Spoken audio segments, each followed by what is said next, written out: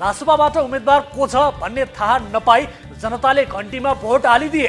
नेताले राम्रो काम गरेनन् भन्ने गुनासो जनताको सधैँ हुन्थ्यो, तर राम्रो काम गरेको भनेर प्रशंसा कमाएका कुलमान घिसिङ रासोपाका राजुनाथ पाण्डेसँग पराजित हुँदैछन्। भरतपुर महानगरमा राम्रो काम गरेको भनेर प्रशंसा पाएकी रेणु दाहाल रासोपाकी सोभिता गौतमसँग पराजित हुँदैछन्।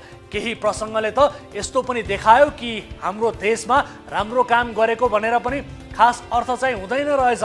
अरूभन्दा ठिक आचरणका गृहमन्त्री मानिएका नारायण काजी श्रेष्ठ सर्लाही 3 मा रासोपाका नरेन्द्र शाहसँग पराजित हुँदैछन्, त्यो पनि लज्जास्पद ढङ्गबाट।